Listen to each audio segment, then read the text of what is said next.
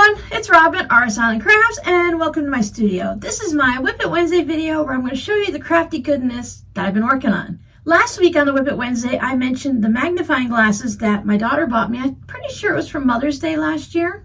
I showed you the case and I talked about them on the recent live stream that I did on the past Friday. But because with the live stream I have my camera facing down, I thought I'd show you what they look like when wearing them. Now this isn't the most attractive look, and I actually couldn't see you at all because I had the magnifying lens down. They're really meant to work like this, not meant for me to see my phone a few feet away. As I mentioned in the live stream, they just sit on my forehead. I have my glasses on still. My glasses do not get scratched. There's plenty of room in between that I don't have to worry about it. This lens moves forward and backwards, and oi, when you're zoomed in that close and you start doing that, it is not fun. So if you want to find a link to these, you can check out the live stream. I put them down in the description box. These were purchased on Amazon. I don't know if you can get them anywhere else. There are a variety of styles of magnifying glasses you can buy. If you want to watch the live stream, I put these in the very beginning, about 10-15 minutes in, after I was just chit-chatting, waiting for everyone to show up. Because I like to start my live streams about 10 minutes early and give everyone time to show up before we start into the project. So I'm going to take these off and put them away, and then I'll show you what I've been working on. I don't know if I have, I can feel the ridges on my forehead. These have they have the bumpy looking dot thing on there that grips onto your forehead so it doesn't slip down, which is great. And I haven't adjusted the strap in a while, so I don't know. It's a little bit bumpy on my forehead right now, so just won't look at that.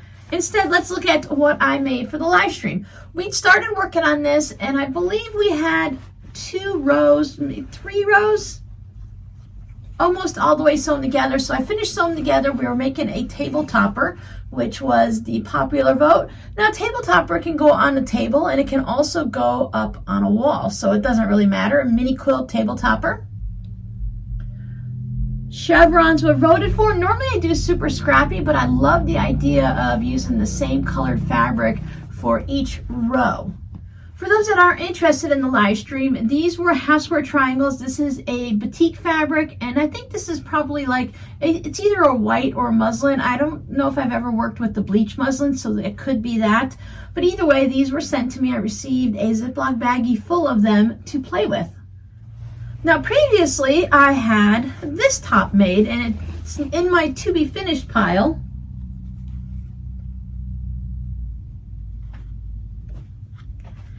So now I have 2 of them that need to be finished and worked on. One's definitely going to be a table topper, and this one looks like it's going to end up being something like a mini quilt. At the beginning of the video, while waiting for everyone to pop in, I'd started sewing the zipper pouch, so I went ahead and I finished it up on Saturday, I believe.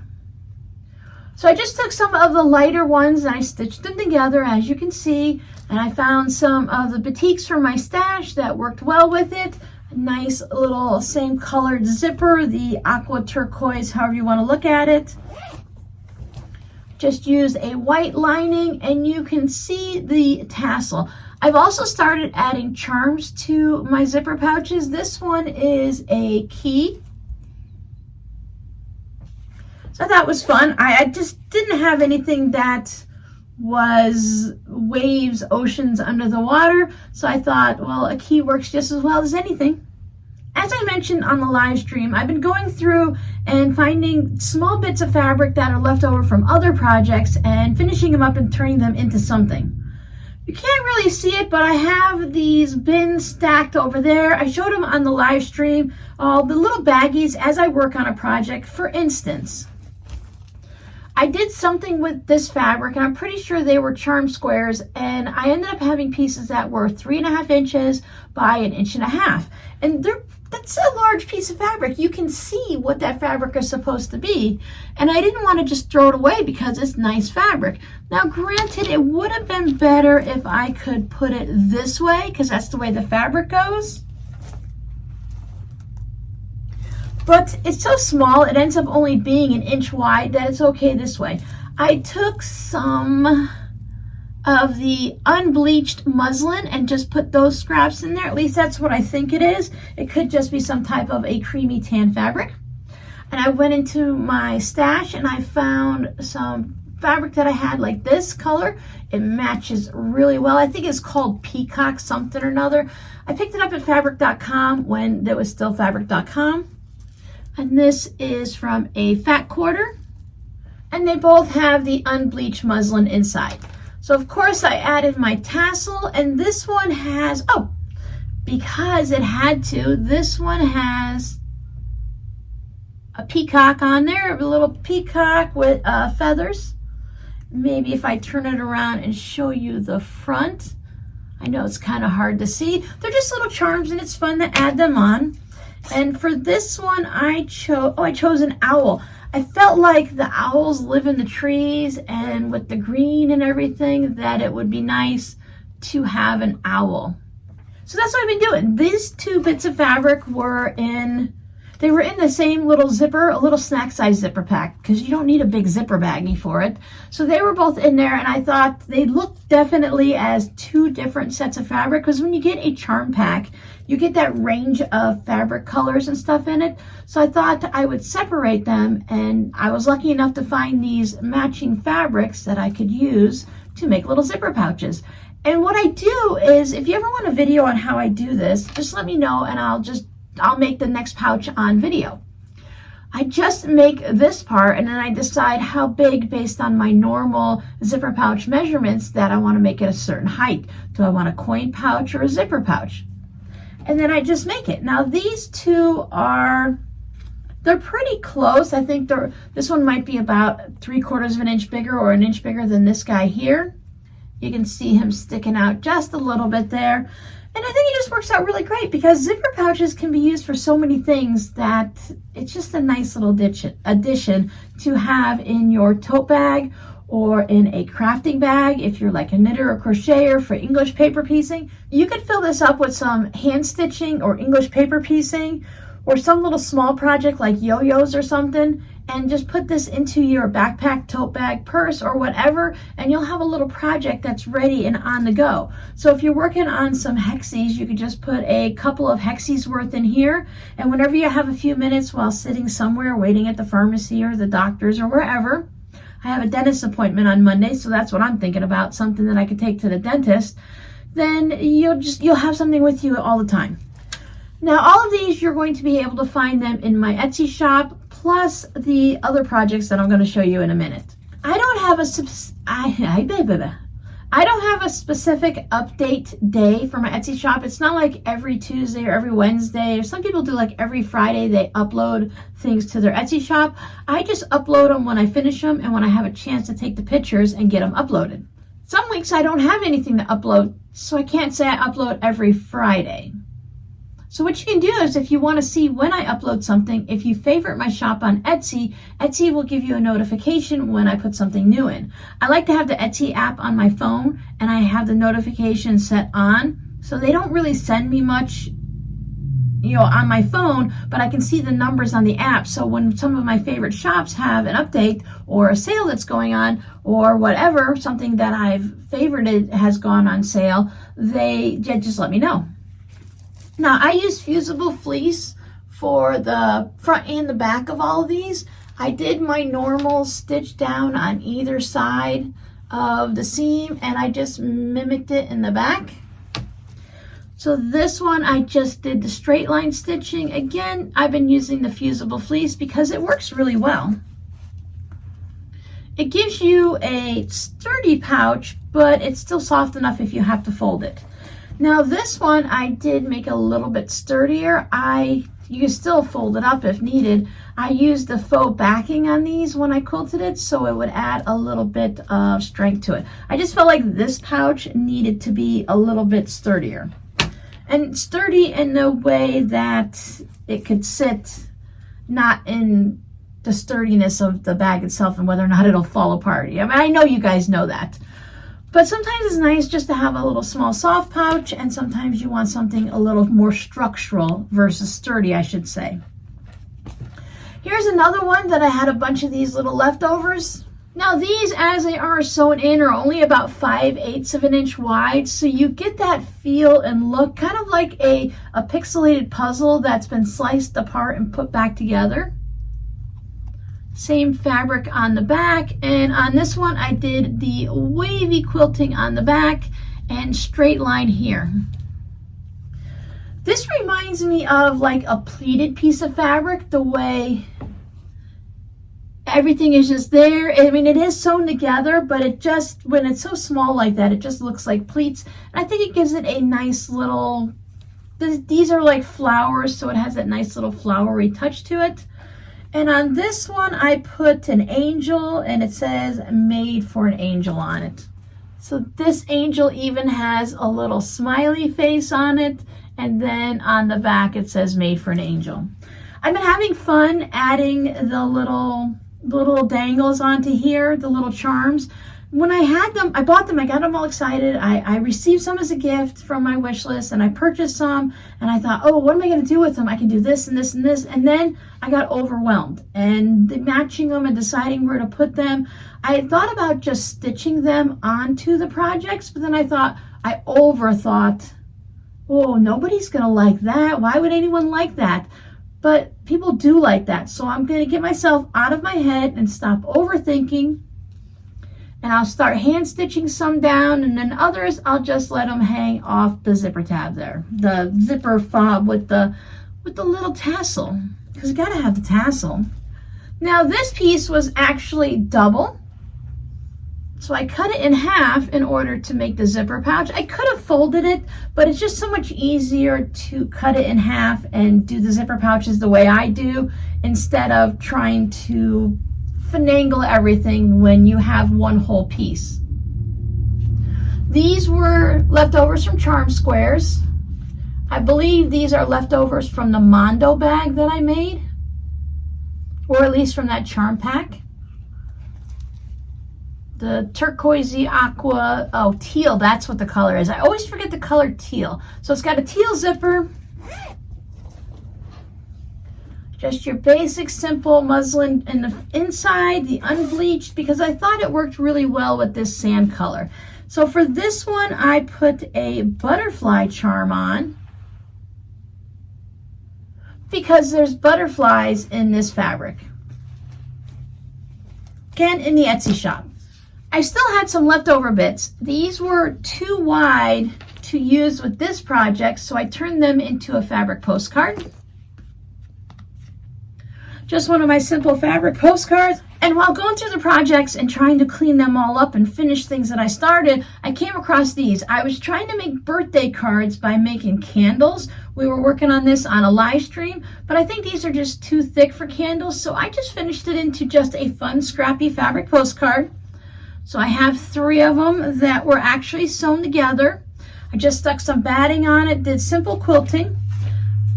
Orange for really highlighting the orange in the colors, and I decided I did not like that much. I thought that was a little bit too much orange on the white fabric. So for these 2, I just used some white thread and let the colors around here highlight whatever's in here. I haven't decided if I'm going to put any of these into the shop. I might just keep these as my little thank you cards, or just little fabric note cards. It's nice to have fabric postcards. It's nice to have them on hand just to send them out to random people. I'm pretty low on fabric postcards, so I need to start making some more. I have 2 more projects to show you, but I want to mention, please stay to the end. If you entered for the VIP cross stitch giveaway in last WiP It Wednesday video, you can go back and check that out. There's also a discount code if you'd like to go and order things from it. Some people have been mentioning that the shipping for them, international and such, is a little expensive. I haven't ordered anything specifically from them. They've just sent it to me, so I haven't paid the shipping or checked it. So anyone who's used the shipping international knows that it can be a little expensive. I find that their prices are very reasonable for the kits and the items that they're selling, that depending on what the shipping cost is, sometimes I will pay more for the shipping if I'm saving enough on whatever it is that I'm purchasing. And other times I'll look at the shipping and I'll decide that it's not worth it. So that's totally up to you. But what I want to say is I'm going to reveal the winner at the end of this video. I'm going to do that at the last minute so I can just pop it in at the end and then upload it for the WiP It Wednesday video. I'm working on an updated video for my Patreon channel, just explaining what it is, what we do, and going over a little bit on the tiers and stuff. So this is one of the items that I worked on with my patrons for Valentine's Day, but really it's just red, white, and purple. It does have some hearts in this fabric here, but this can be kept up year round.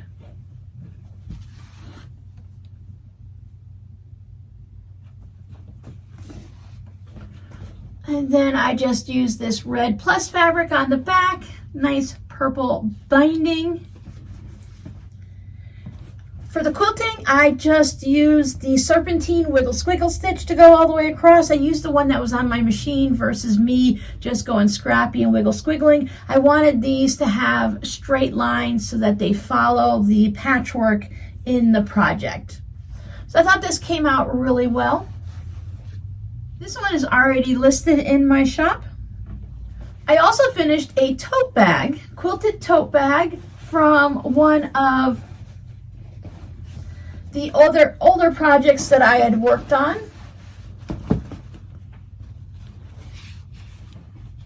So these are also leftovers from a charm pack. Same fabrics on the front and back. Purple polka dots on the bottom. Again, I did my quilting where I do it on either side of the seam, so it gives you that nice grid. I love that. Little aqua polka dot handles. Now on the inside, I did it the same way I normally do. I sewed down my lining to make sure it doesn't pop out when you're reaching in and out to get things. It's really frustrating if you have towels in there or change of clothes or something and you pull it out and the lining just comes with it and takes everything else out with it. So I have this light purple fabric with stars and little circle dots all over it. I have my zipper pouch that goes almost all the way down to the bottom of the bag. Now the width of my zipper pouches will vary based on the zipper that I have to go with it. So I did change this up and I went with the aqua one to match the handles and the tassel, of course. And on this side, I like using the white fabric to do the little bit of a smaller welt pocket, so you just want to keep a couple things in there and not lose them too much. Now the only thing different on this tote bag that I've never done before is I added magnetic snap closure. I might have done one many years ago when I first started making bags, but I know I haven't done one since. So I'm considering this my very first magnetic snap that I've put into a tote bag or any bag. So you have that extra security of just having it closed a little bit, so if you drop it, not everything is going to fall out. I just wanted to make sure it had a magnetic closure. I do want to also add a zipper closure to some of them. Whether I'm going to start out with just the zipper closure up here. I don't know about the ones, the inset ones. I'm torn on those, whether or not I personally like the look, and I know I'm not making it for me, but I also have to enjoy making it, enjoy the process and everything. Plus I have to look at it now. So of course, the bags aren't made for me, so that doesn't matter. It shouldn't be my personal preference, but I do have to make it, and I'm really not sure. The process is really simple, but I'm not quite ready to do the inset zipper yet, only because I'm not sure if I care for the look, but I should make one just to make sure and see it in person whether or not I like it. I'd also like to put one of these zippers on the outside. There's a new technique to me that I'm not really sure. I have to do a little research on it. The technique of putting the zipper in is super simple, but there's a way that you can add a cover to it and to change the look of it. You can have a hidden zipper, or you can have one that stands out to where maybe I have aqua frame around it. So I just need to do a little research and figure out how to do that. I've seen how to do it if you're doing a vinyl pouch, but I do quilted vinyl tote bag, but I do quilted tote bags, so I need to just see what the difference is. I obviously enjoy making zipper pouches. I make them all the time. They're a great way to use up the scrap fabrics and to make something useful for yourself or as a gift. I've been doing some tidying and purging, which is part personal and part craft-wise, which is why I've been pulling out the different buckets and bins and stuff of the leftover projects. I showed one on the live stream. If you want to see what's in my need to work on projects, you can check that out. It was on that live stream video. If you don't want to watch the whole thing, just go to the end and look for this blue bucket. I showed this at the end of the video. So when I'm finished doing all of that cleaning and putting away and purging and all of that, it's nice to just take 15 minutes and make a zipper pouch to finish off my day, to make sure I've done something crafty versus just cleaning and purging. Because mostly what I'm doing in the craft area in the fabric room next door, and I can say this for those of you that don't know, this is my sewing room, and I'm lucky enough to have a craft room next door just because my kids have all moved out. So this is my son Robbie's bedroom, and that's my son Justin's bedroom. So I've just taken him over because if nobody's in those rooms, I may as well use them for something. So this is where I create, and I keep this relatively tidy and clean. And then there's a fabric bomb that went off into that room. So I've been going through the little plastic buckets like this and the little fabric ones you put like on a bookcase and stuff. And I've just been emptying them out and sorting them, whether I want to save the little itty bitty pieces from 8 years ago, or if I can toss them, or I can put them into and sort them into my color bins over here, the rainbow colors. So I can do that and just kind of move things around and empty out a bunch of these and just remind myself of what I have, because I don't see the point for me. I find it very creative to take these leftover bits and turn it into something other than just going and buying more fabric. I would love to go out to the store and just constantly buy more fabric, but having all of that fabric, it weighs me down. It weighs me down creatively, and it weights me down. It waves me, all right. It weighs me down. I don't know, we'll just call it mentally, because I don't think it's emotionally, and yes, it's part financially, because when I see a bunch of fabric that I've purchased just sitting there not being used, now there's a difference between having blender fabric that I can use for any project and then having like a bunch of this fabric or this fabric sitting on the shelves that's not being used.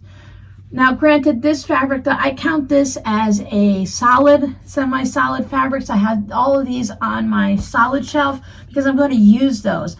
But there are some just random fabric that I've purchased from Walmart when they were selling it $1 a yard. And it's still good fabric. It works perfectly fine.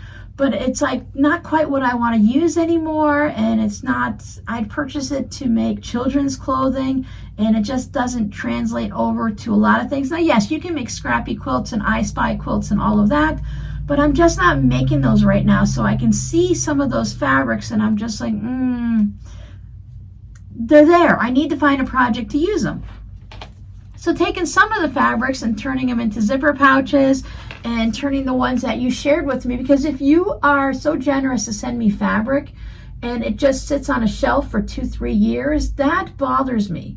So I want to make sure that I'm using what is shared with me and not just let it sit. Now, granted, there's stuff in here that you guys have shared with me that I haven't touched yet, but that's just because it's sorted in a color. And when I come to certain projects like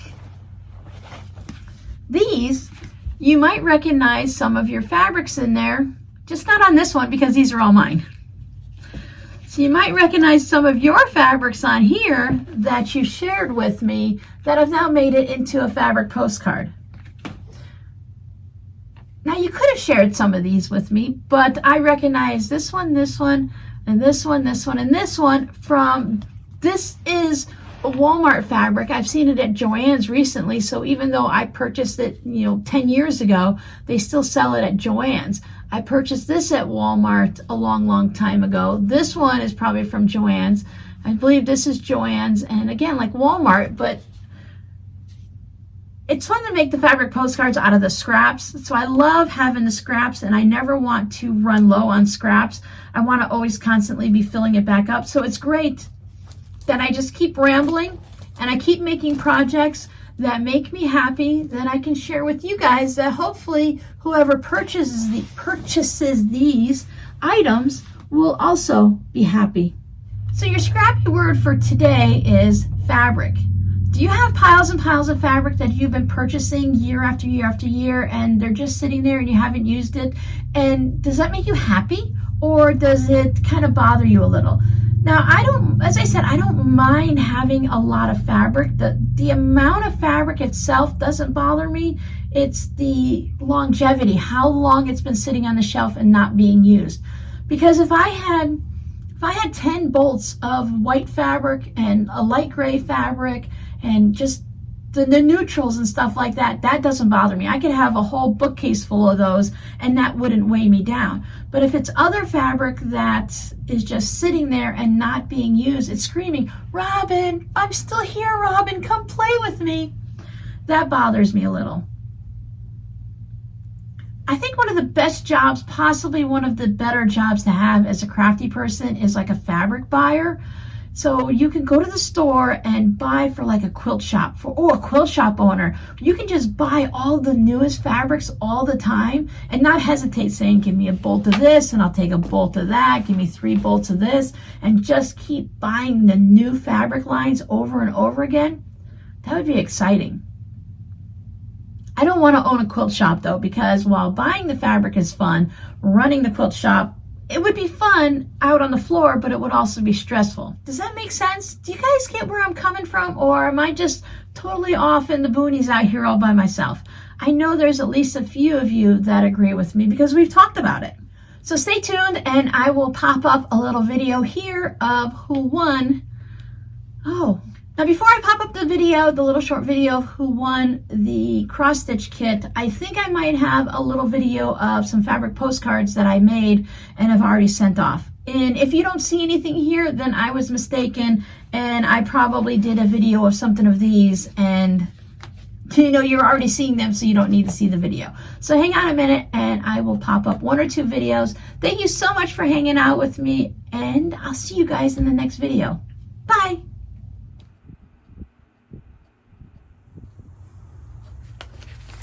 I used the YouTube random comment generator to choose the winner of this cross stitch pattern.